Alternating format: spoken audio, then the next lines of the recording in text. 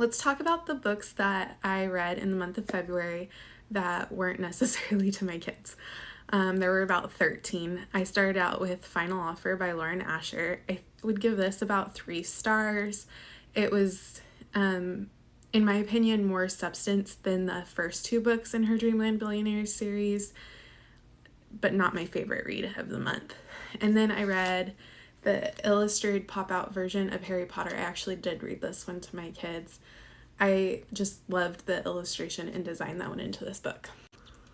Then I read with my ears Patriot Games by Tom Clancy, which is a Jack Ryan novel. I actually enjoyed it a lot more this time trying to read it than when I first tried to read it years ago. I think I might be entering into my Tom Clancy era. Then I read That Second Chance by Megan Quinn. This was a reread for me. I didn't like it as much as I liked it the first time I read it through, but it was still cute and fun.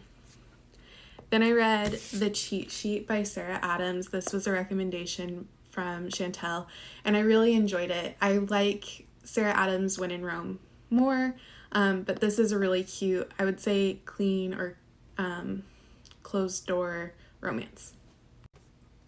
Next came Thank You for Listening by Julia Whalen. I loved Thank You for Listening. It was a 5-star read for me, and I highly, highly recommend it. It does not get enough hype. I followed that with Crib Sheet. This is kind of a data-driven parenting book. Thought it was interesting. There were some chapters that I really enjoyed, like the economic approach to decision making.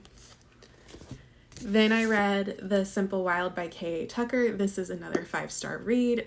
It's between Thank You for Listening and The Simple Wild for my top read of February so far. I'm really looking forward to reading the second book in the series when I get my hands on it. Next, I read Crazy Stupid Bromance. This was not my favorite in the Bromance Book Club series. I felt like it dragged on, but it was better than the second one. Next, I read Dear Erin by Mariana Zapata.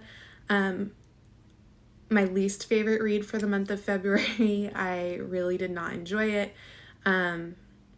So boring, so slow. It's like, what's the term for when a slow burn romance never catches fire?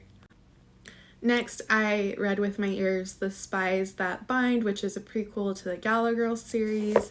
And then I read I'd Tell You I Love You, but then I'd Have to Kill You by Ally Carter.